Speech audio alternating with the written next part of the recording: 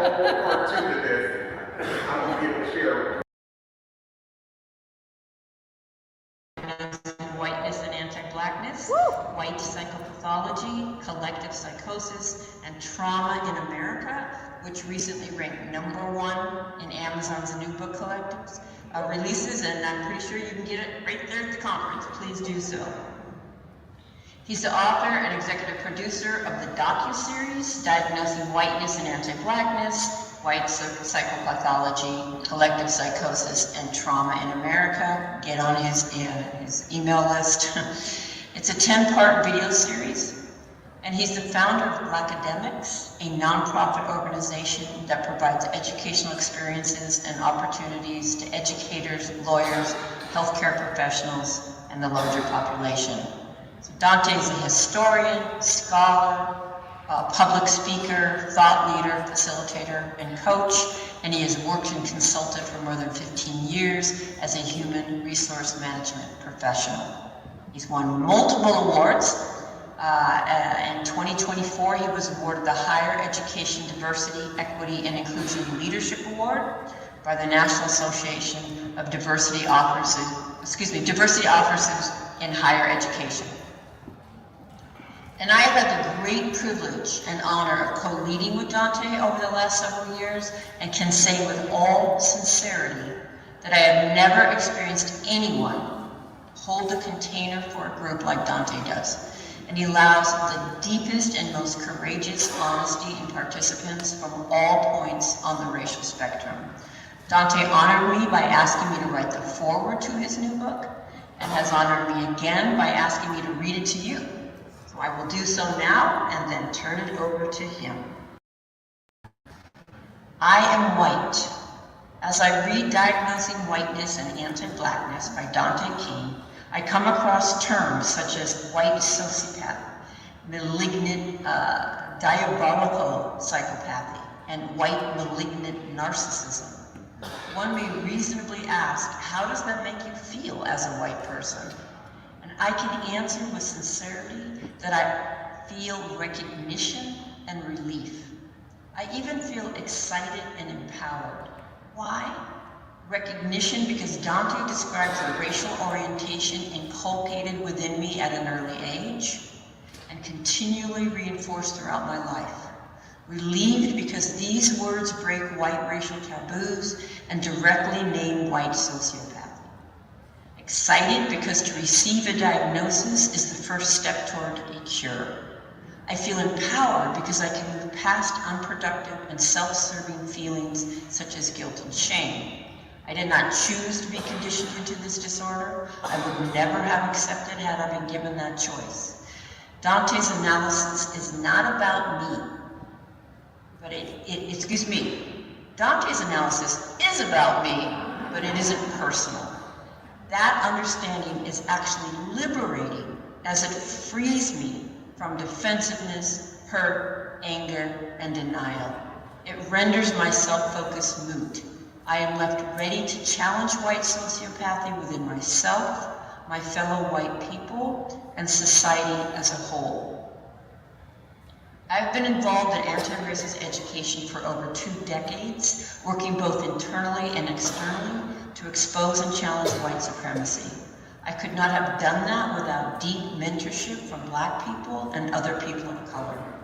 That mentorship required me to break with my conditioning and see value in having relationships across race. As a white woman, I was not raised to know or love or see Dante King.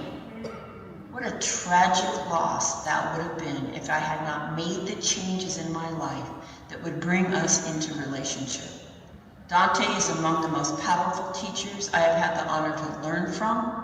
I hold the deepest sense of awe for his brilliance, compassion, commitment, and courage. Dante does not tip around white fragility, bending over backwards so as not to upset our delicate sensibilities and set up our rage. Yet, as Marguerite Malloy testifies, Dante's directness exacts a very high toll. To be Black in the US is to carry a heavy allostatic load due to the chronic stress of white sociopathy. To be Black in the US and continually speak truth to power is to amplify that load, as well as to amplify the risk of violence. I implore my fellow white people to open your hearts, allow Dante's message in, and feel the urgency. As our country moves ever closer to renewed legal and social entrenchment of white supremacy, our humanity is at stake.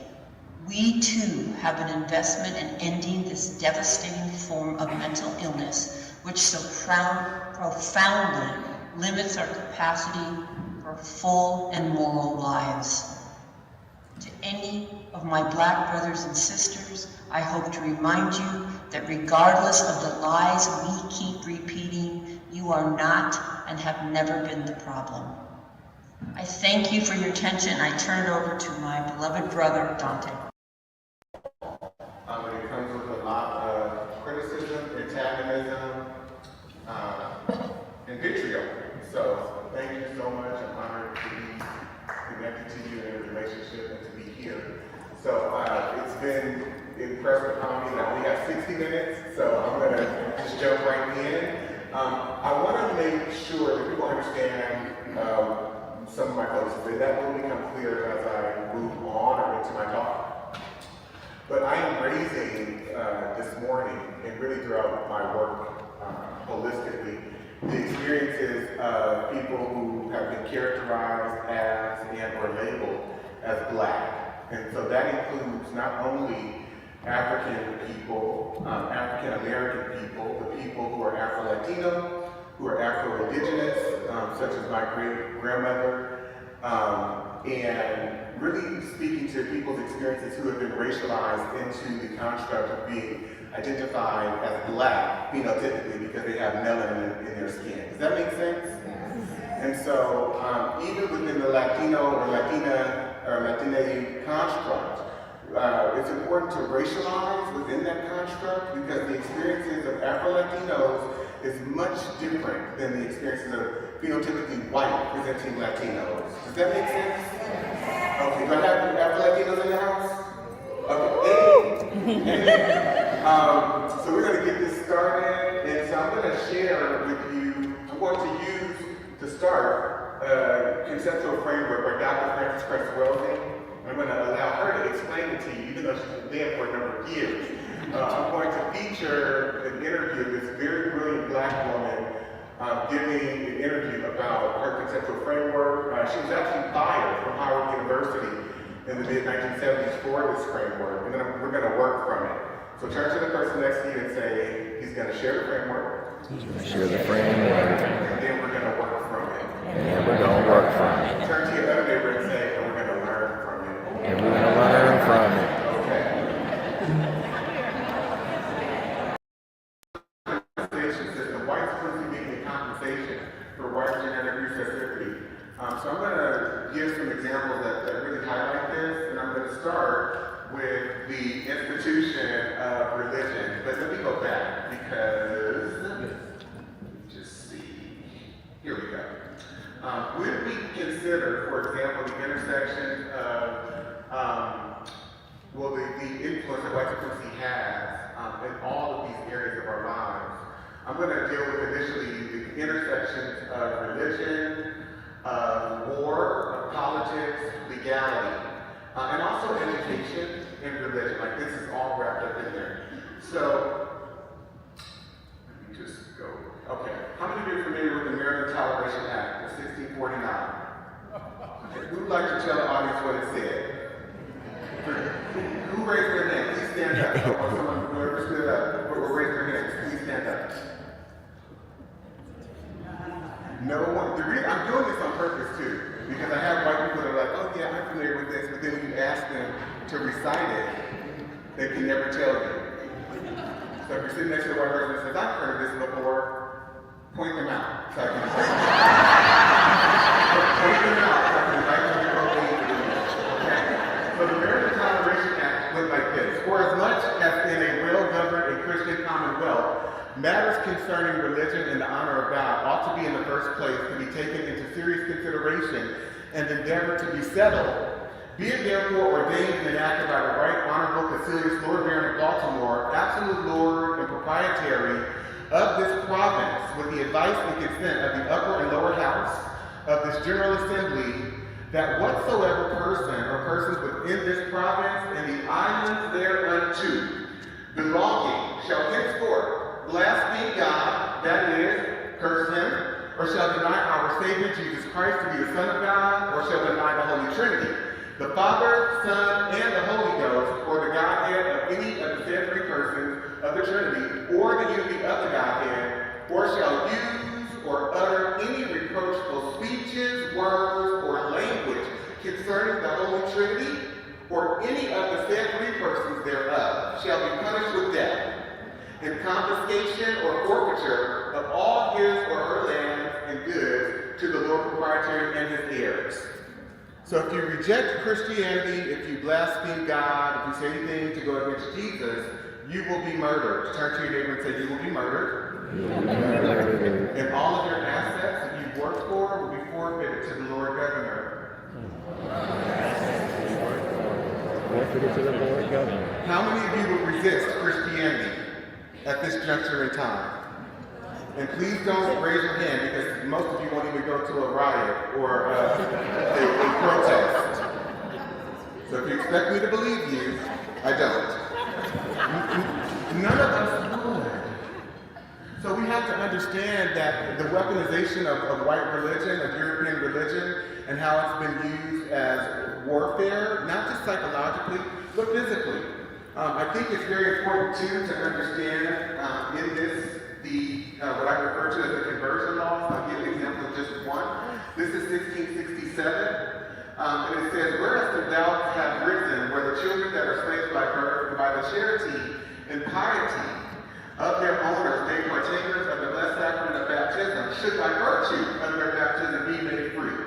It is enacted and declared by this grand assembly and the authority thereof, that the conferring of baptism does not alter the condition of the person as to his bondage or freedom, that diverse masters free from this doubt may more carefully endeavor the propagation of Christianity by permitting children, those slaves, or those of greater growth capable, to be admitted to that sacrament. So prior to this law, Christianity came with the benefit of freedom. And after this law, it did still for people who were considered free and European. But if you were enslaved, an indigenous person or an African person, that characteristic of freedom, no, is no longer there. So they went about baptizing indigenous people, converting African people, and they could baptize them, but what this law said is you will be baptized and made Christian, but you will not be free. Does that make sense? So how many of you understand that anti-blackness sits at the heart of white morality? Anti-blackness, say this with me, turn to your neighbor and say, anti-blackness sits at the heart of white morality. And I'm going to go to another, so this is the law that gave white Christians gave to other Christian folk. This is under the English, this is in Virginia, to be able to murder black people with impunity. And here's how it reads. It's called the Casual Killing Act. Turn to your neighbor and say, it's not malicious killing, it's casual killing. So this law says, whereas the only law enforced for the punishment of refractory servants resisting their master, mistress, or overseer cannot be inflicted upon Negroes because black people are too stubborn, they need a stronger degree of force. Because as they are resisting rape, pedophilia, they're resisting their mother being raped, they're trying to fight for them, as they themselves are resisting from having their daughters, their 10-year-old, 11-year-old, 12-year-old daughters be put out for prostitution, which is how the American empire gets built. As they start to resist that, we need a form of correction to be able to keep them in line. How many of you are tracking with me? Okay. So because of their stubbornness, you see the word obstinacy, many of them they can't be suppressed by anything other than violent means, be it enacted and declared by this grand assembly if any slave resists his master or other by his master's order correcting him, and by the extremity of the correction, I have to memorize some of them, should happen to die, that his death shall not be accounted a felony, but the master or that other person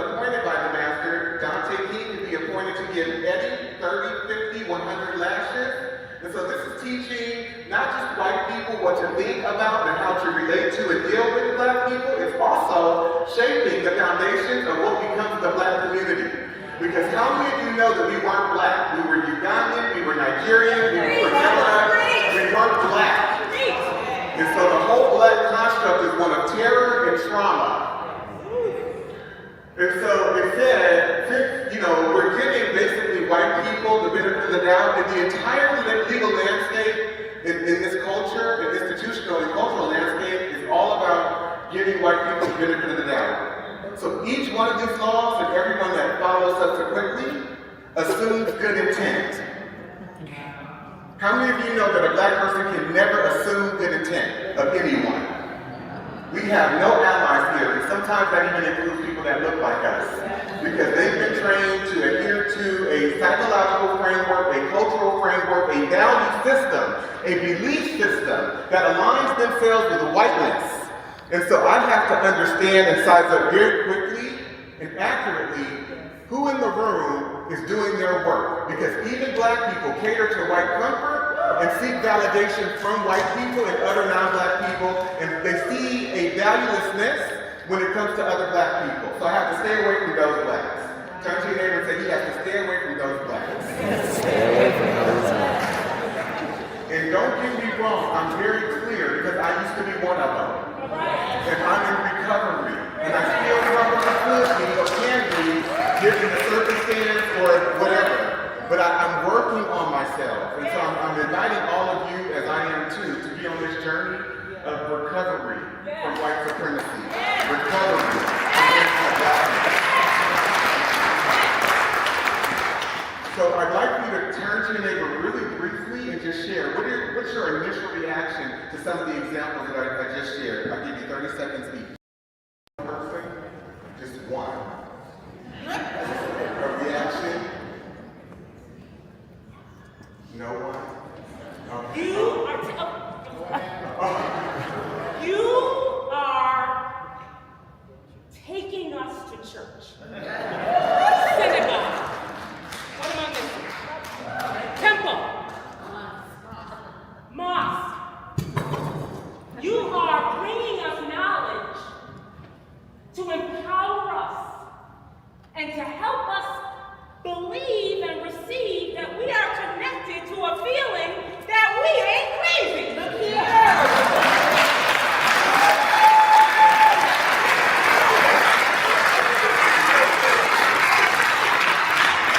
So one of the words that we used was the word intense.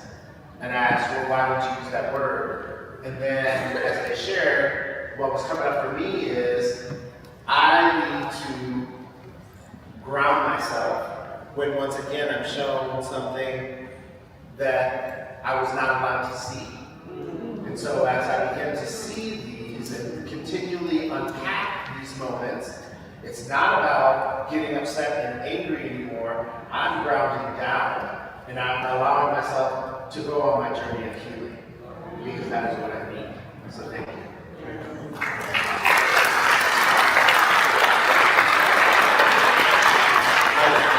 And I love what you said. I do want to say I am angry. Yes. And I will forever be angry, because not understanding this knowledge, I did feel crazy. But I also blamed my parents for things. I misdirected my discontent and my anger, because I didn't have this information. And so left without any context, I blame Black people for their misgivings, for not doing X, not doing Y, not doing Z. I had no reference. And once I was able to go on this research journey, then I'm going to invite you to go on with me, and also Dr. Ralph D'Angelo. We have a 16-week fellowship that we're doing together. But once I began my research journey about 20 years ago, it just traumatized me. I went through grief. I was very sad. I became depressed. I became suicidal at what I was finding out. And it allowed me to understand that there's not one African American person in this country, or Afro-Latino person, or person of African descent who has a lineage that dates back to the antebellum period, or any Black person even that has come since the end.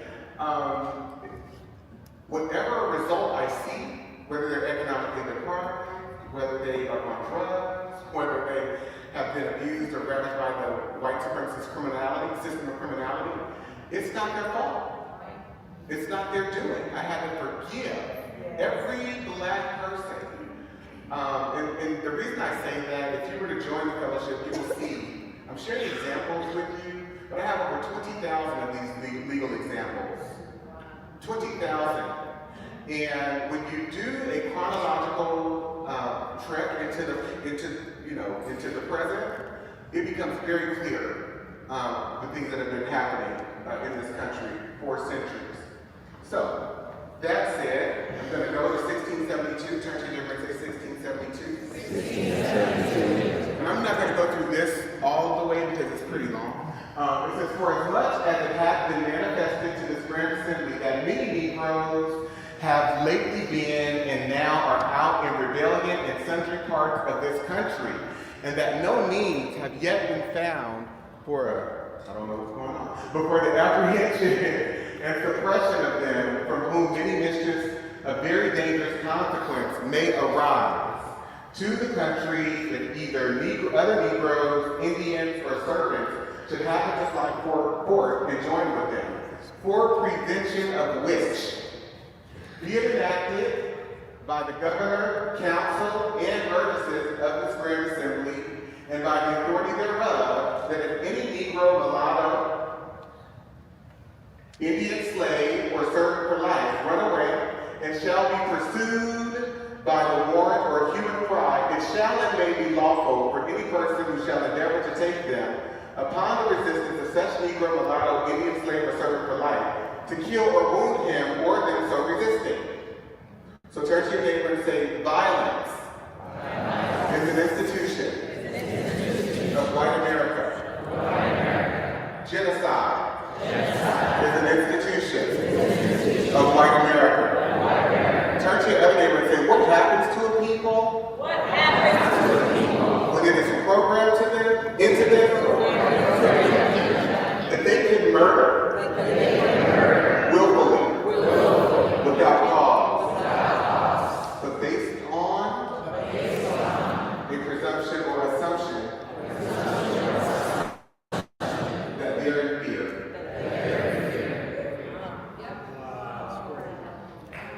What happens over time? How many of you see that the humanity and the emotionality, empathy, and compassion is being regulated out of white people? By show of hands. Okay. It also goes further. And if it happened that such Negro, mulatto, Indian slave, or servant for life do die of any wound in such their resistance received, the master or owner of such shall receive satisfaction from the public. You're going to be paid by the public taxes. If your Negro or Indian slave or servant for life, mulatto, happens to be killed, turn to your neighbor and say, if you're white, turn to your neighbor and say, white person, you don't lose out. It's a win-win all the way around. So how many of you see the inhumanity of white capitalism? Okay. And then I'm going to nuance this just a little bit, but I'm going to go down to the bottom. And it is further enacted by the authority aforesaid that all such Negroes and slaves shall be valued at 4,500 pounds of tobacco and casks apiece, and Indians at 3,000 pounds of tobacco and casks apiece. Who is it worth more to kill? Turn to your neighbor and say, who is it worth more to kill? Ask them. Black people. And we're going to add into this, and it is further enacted that the neighboring Indians do and hereby are required and enjoined to seize and apprehend all runaways whatsoever that shall happen to come amongst them, and to bring them before some justice of the peace, who upon receipt of such servant, slave, or slaves from the Indians shall take unto the said Indians for a recompense 20 arms length of roanoke or the value thereof in goods as the Indians shall like up. So we're going to commission pretty much white presenting indigenous people, Indian people, and that becomes clear too because they begin to write this into the law. who they're talking about. So phenotypically, if you were a person of Indian descent or indigenous descent, and you look like you have African blood in you, they would call you mestizo, or they would identify you as black during this particular period. And so, phenotypically white-presenting indigenous people, we're commissioning you to go after and target phenotypically Afro-indigenous people, African people, and African black people who are here in the colony. How many of you get this?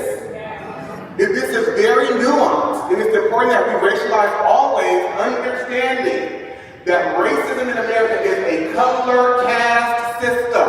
Turn to your neighbor and say, it is a color caste system. This is the Preventing Negro Insurrection Act. How many of you would be angry over the last 50, 60 years, leading up to 1680, if you were black, based on just a few examples I shared with you? How many of you would be angry? And so black people start to organize, Angolans and others that they are bringing in from the western strip of Africa. And so they implement this Preventing Negro Insurrections Act. And here's what they say. Whereas the frequent meeting of considerable numbers of Negro slaves under pretense of feasts and burials is judged of dangerous consequence. We don't want them eating breakfast, lunch, or dinner. We don't want them attending funerals because they are attempting to organize and resist. How many of you see this? Okay. Being enacted by the King's most excellent majesty by and with the consent of the General Assembly, and it is hereby enacted by the authority aforesaid, that from and after the publication of this law, it shall not be lawful for any Negro or other slave. I'm going to repeat that. For any Negro. Turn to your neighbor and say, we are not just talking about. We're not just talking about those who were enslaved. those who were enslaved. We are talking about. We're talking about All Negroes. all Negroes. And so the institutionality, the cultural fabric, the cultural psychology, and the legality of America and all of its institutions are inherently anti-black. This has less to do with slavery and the institution of enslavement than it does anti-blackness. Does that make sense? And I'm going to break this down just a little bit more. So, being enacted by the King's most excellent majesty by and with the consent of the General Assembly, and it is hereby enacted by the authority aforesaid, that from and after the publication of this law, it shall not be lawful for any Negro or other slave to carry or arm himself with any club, staff, gun, sword, or any other weapon of defense or offense, nor to go or depart from his master's ground without a certificate from his master, mistress, or overseer. And such permission not to be granted but upon particular and necessary occasion. So everywhere a black person goes, they have to be able to justify and explain and rationalize to a white person why they are there. And how many of us have to do that right now? And have, yes, even at this conference. I won't speak to it, but people ask me, are you okay? And it's not to be helpful. And every Negro or slave for offending, not having a certificate, as After said, shall be sent to the next constable, who is hereby enjoined and required to give the said Negro 20 lashes on his bare back, will lay on, and so send home to his said master, mistress, or overseer. And it is further enacted by the authority aforesaid that any Negro or other slave shall presume or lift up his hand in opposition against any Christian in the European context, shall for every such offense upon due proof made thereof by the oath of the party before a magistrate, having received 30 lashes on his bare back, will lay on. And so you can't even express your discontent as a black person, because whatever that white person thinks of you as an individual or the collective group, they can destroy you. They can have you murdered. And so this right here literally is speaking to black people that decided to push back or defend themselves. But right now, in this context today, I'm not safe if I go and work for an institution. Because I've got to deal with Susie, Katie, Karen, Becky policing me. I've got to deal with what Tom and Peter thinks about me and whether I'm adhering to the standards of white standards of professionalism. And so I suffer from, and we all do, experience and suffer from a chronic anxiety. Because black safety depends on the white mind, what any one person thinks about us at any given moment. And so we're never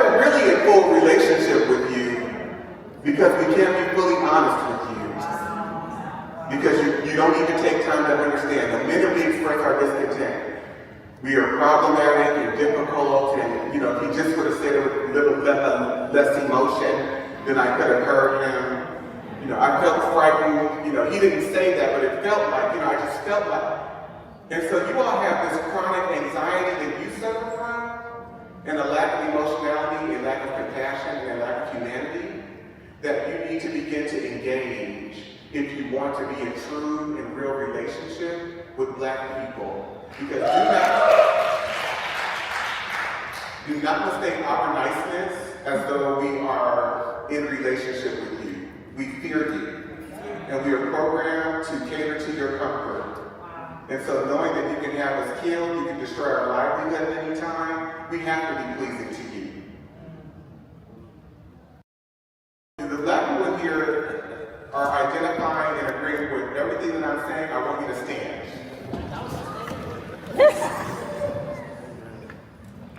So you can see I'm not just speaking for myself. I don't even know most of these people that are standing, and yet we have this shared experience. Thank y'all so much. I want you to know I love you and I see you, especially the Black women in this room, because you never have gotten the recognition and the appreciation that you deserve, and I honor you.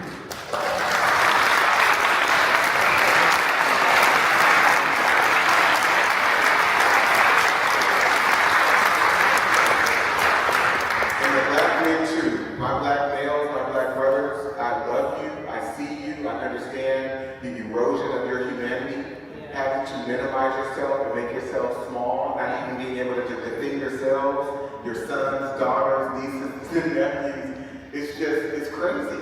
So I just want to say that. And I would not be standing here today had it not been for my mom, who I worship when she was my first role model. And my dad, I love my dad too. And so it goes on saying, it is hereby further enacted by the authority that said that any Negro or other slave shall absent himself from his master's service and lie hid and lurking in obscure places, committing injuries to the inhabitants, and shall resist any person or persons that shall by any lawful authority be employed to apprehend and take the said Negro. That then, in case of such resistance, it shall be lawful for such person or persons to kill the said Negro or slave so lying out and resisting, and that this law be once every 6 months published at the respective county courts and parish churches in this colony. And so guess what? Stand up for me, white people. Please stand up for me. I just want to share with you, in our service today, we have a new law that gives you the opportunity to ask for a certificate from every Black person that you see. You have the right to police and surveil them anytime you see fit. They have to justify and explain to you why they're at any given place at any given time. And if they raise their hand to defend themselves against you, or even if you just think it, if you presume that they might be going to do something to you, you have the right to report them to the local authority and have them subjected to 30 lashes on their bare back and then sent home to their master. And if that's not enough, guess what additional privilege we're affording to you today in this law? You get to have them murdered, or you can kill them yourselves with impunity. What great privilege. And so now, after this announcement, we're going to have communion, we're going to have some grape juice, and then we're going to pray, because God has given us this authority. How does that privilege feel?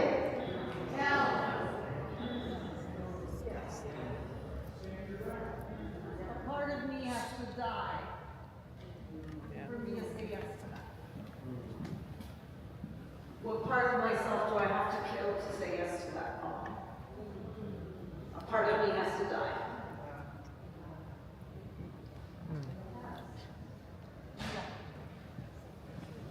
Or you can have a seat.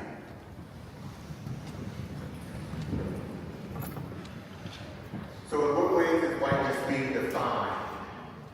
Because as you heard Dr. Chris Weldon say, it's not been defined genetically. It's not been defined legally, scientifically.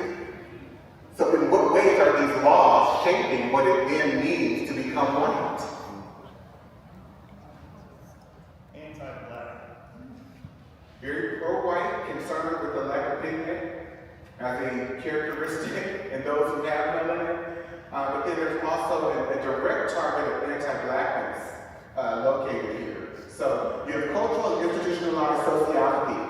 which equals psychopathy. How many of you would agree with that? Show of hands. Okay. I only have a few minutes left. Here's the Black Academics Boot Camp. If any of you are interested, I'll be in person for an entire day at Preservation Park in Oakland, California, and we'll be together all day, just there going through an intense summit of this material and critically examining it. For those of you who want to sign up from the conference, we will give you $100 off. Just email my assistant, jj@danteking.com. Our email is jj@danteking.com.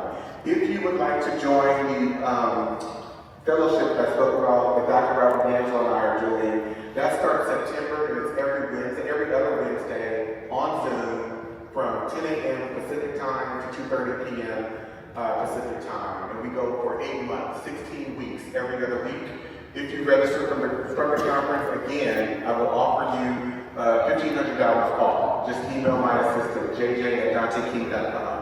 So going back to this and looking at the color aspect, so how many of you see the preoccupation with color? Turn to them and say Negro, Negro, Negro. As white people begin, or Europeans begin to convert, indigenous and African people into Christianity, they have to transition from using the term Christian, because now multiple people are identified by that label outside of the European construct. To several people, or at least a few, that are here. First of all, let me say this. I would not be here if it were not for this gentleman right here, by the name of Marcelo Walker. Please.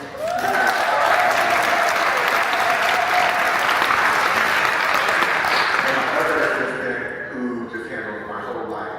I call her my second mortgage after him. She's not here, but she's just incredible. I want to give some recognition to Dr. Marcus Campbell and Dr. Pat Savage, who are here. If we can give them a round of applause.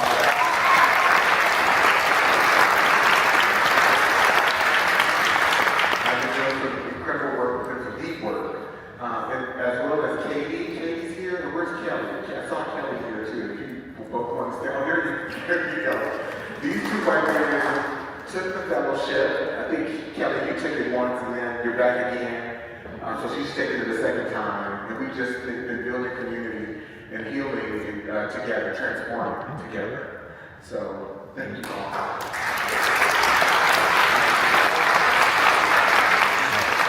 This is the South Carolina 1740 Negro Act, and this act says, Section 1 declares all Negroes of Indians to be slaves. Section 2, under this provision, it has been uniformly held that color is prima facie evidence that the party bearing the color of a Negro, mulatto, or mestizo is a slave. But the same prima facie result does not follow for the Indian color. What does prima facie mean? Face of the evidence. So if we perceive you just based on visible, just on sight, visually, to be of the Indian color, you're not enslaved. How many of you understand that? But if you look like you phenotypically have any mixture of black or African blood, and we perceive you, you are enslaved. How many of you got that? How many of you see the object of color functioning in white people's compulsory obsession with it? Okay. So then we go to the 1790 Naturalization Act. And so this objectification of a color concept, white, turn to the white person next to you and say, you're not white. You're European. And you lack an ability to produce skin pigmentation as other groups do. Turn to your neighbor and say, you're not white. Get healed. Okay. So we're going to start a whole country, the United States of America, based on the predicate of whiteness. And so in 1790, the United States Congress passes this law, and it says, be it enacted by the Senate and House of Representatives of the United States of America, of Congress assembled, that any alien being a free white person who shall have resided within the limits and under the jurisdiction of the United States for the term of 2 years may be admitted to become a citizen thereof. So white whiteness is the main value system in America. That's how you get economics, access to opportunity through your citizenship. And so therefore, white institutions, this country, the legal system, the political system, all of our institutions function on the basis of white affirmative action and white sponsorship. There's a book called When Affirmative Action Was White, written by a Jewish guy by the name of Ira Katz Nelson. You should get it and read it. When Affirmative Action Was White, by Ira Katz Nelson. We then go on, so is this privilege or terrorism? Is it privilege or terrorism? I don't know, I still don't know. You're not white, get healed, okay. So whiteness is psychological in nature. It's been infused into our legal system, all areas of our lives, and so has anti-blackness. And so anti-blackness is a white American legal, social, cultural, economic, institutional values and belief system. It involves the deprioritization of humans labeled as black people, as well as the criminalization, hyper-negativity, hyper-scrutiny, and negative positioning of black people and or blackness throughout all aspects of American society and life for the purpose of justifying and rationalizing political, social, cultural, economic debasement and inhumane treatment, ultimately genocide. So we are involved in a genocidal project where non-white people are concerned. How many of you see that being evidenced before you today? Okay. Anti-blackness includes, it can be a combination of texturism, featurism, colorism, and Eurocentric desirability versus undesirability based on European standards. And so some examples that I'll share with you briefly. How many questions? So President Thomas Jefferson, he said, I advance it therefore out of suspicion only that the blacks, whether originally a distinct race or made distinct by time and circumstances, are inferior to the whites in the endowments, both of body and mind. Deep-rooted prejudices entertained by the whites, 10,000 recollections by the blacks of the injuries they have sustained, new provocations, the real distinctions which nature has made and many other, they secrete less by the kidneys. So black people don't sweat as much, you don't secrete as much by the kidneys, and more by the glands of the skin, which gives them a very strong and disagreeable odor. So we smell bad, we're unattractive. How many of you see this? Okay. President Abraham Lincoln, he says, I will say then that I am not, nor ever have been in favor of bringing about in any way the social and political equality of the white and black races, that I am not, nor ever have been in favor of making voters or jurors of Negroes, nor of qualifying them to hold office, nor to intermarry with white people. And I will say in addition to this, that there is a mythical difference between the white and black races, which I believe will forever forbid the two races living together on terms of social and political equality. And inasmuch as they cannot so live while they do remain together, there must be the position of superior and inferior, and I, as much as any other man, am in favor of having the superior position assigned to the white race. How many of you are seeing more and more white people's obsession with whiteness?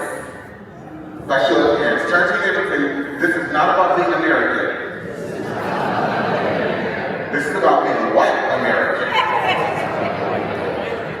So, President Andrew Johnson, Lincoln's successor, once Lincoln was assassinated, he said the blacks were given the right to vote. That would place every splay-footed, bandy-shaped, humpback, thick-lipped, flat-nosed, woolly-headed, ebon-colored Negro in the country upon an equality with the poor white man. As long as I am president, this will be a country for white men and a government for white men. So we go, Albert Einstein, he said that racism is a disease of white people in 1946. White malignant narcissism, extreme arrogance and self-centeredness, disregards feelings and needs of others, manipulates, uses, and exploits others for personal gain or pleasure, possesses an extreme need for power, exacts revenge against others upon critique, fantasizes about ways to gain more power or dominance over others, lacks conscience, regret,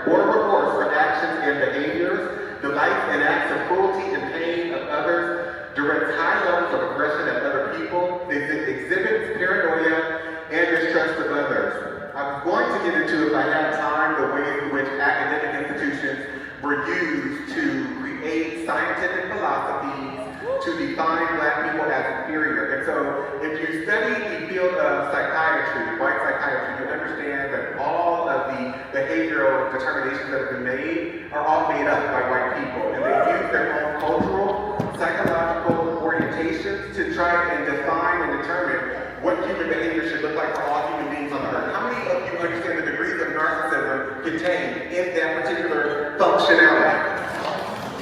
To think that you're able to define human behavior for every human being on the planet, not understanding their culture, the nuances of lineage of the culture, what people value, no consideration of it. Just use labels to diagnose people based on how you perceive them.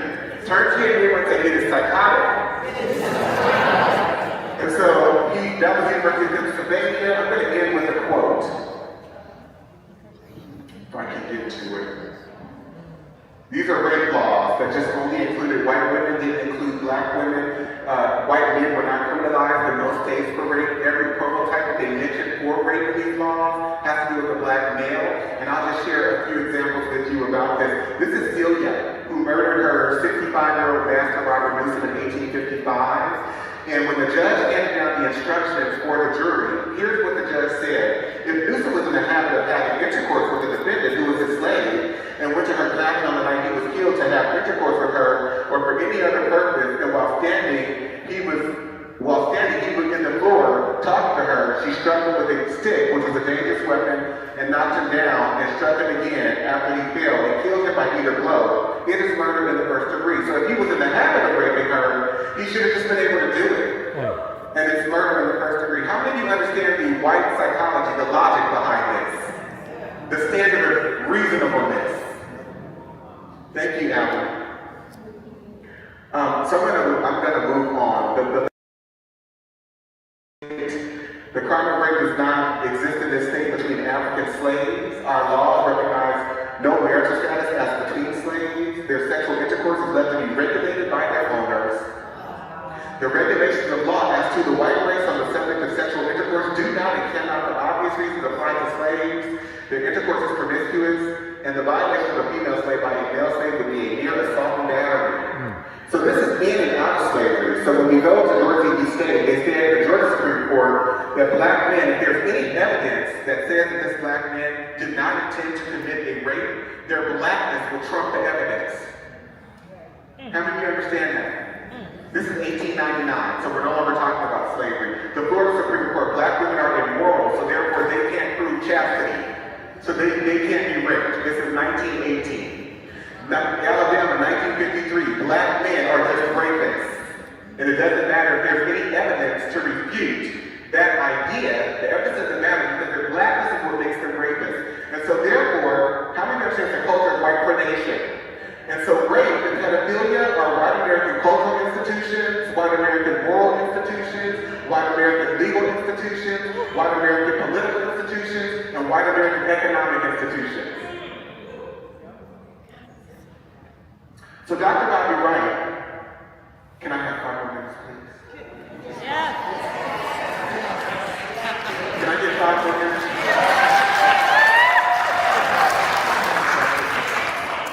Look short. Okay, short. He's Jay the Stair. So in his seminal work, the Psychopathic Racial Personality, Dr. Wright analyzed the behavior of European Americans toward African Americans through the lens of psychopathy.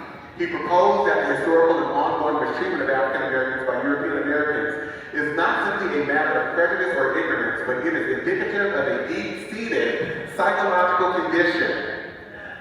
Key characteristics. Wright argued that the defining traits of the psychopathic racial personality include an absence of empathy, a disregard for the humanity of others, deceitfulness, and a persistent pattern of exploiting and oppressing African Americans. He believed that these traits are manifested in institutionalized racism, systemic violence, and cultural domination. So Dr. Bobby Wright writes in this pamphlet, in their relationship with the Black race, whites are psychopaths, and their behavior represents an underlying biologically transmitted proclivity with roots deep in their evolutionary history. The psychopath is an individual who is constantly in conflict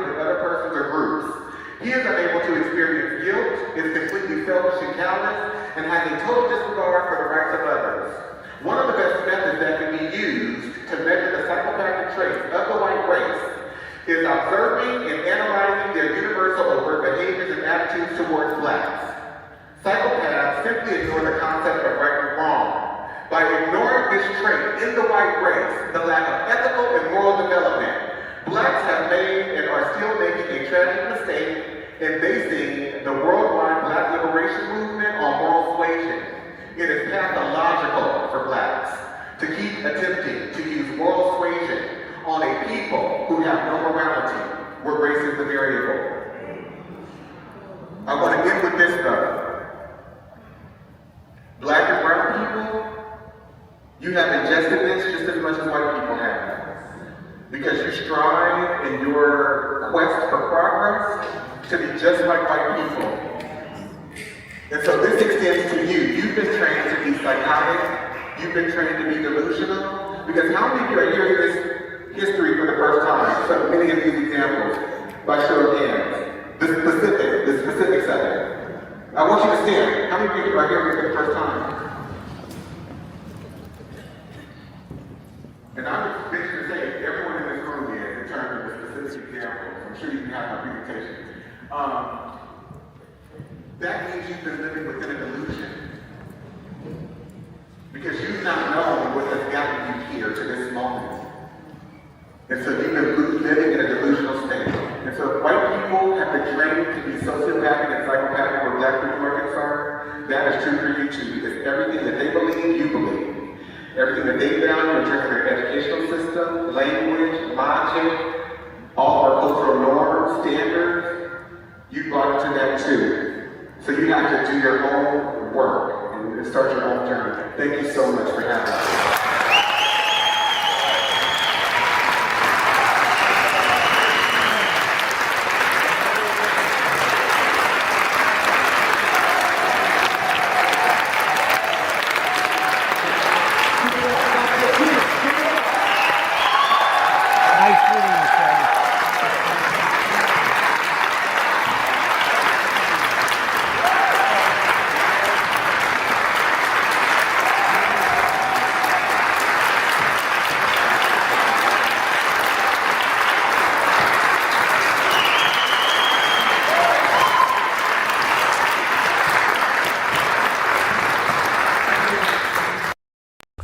Dr. Amos Wilson told us, we have a school system that is based upon the psychology of white children and white people.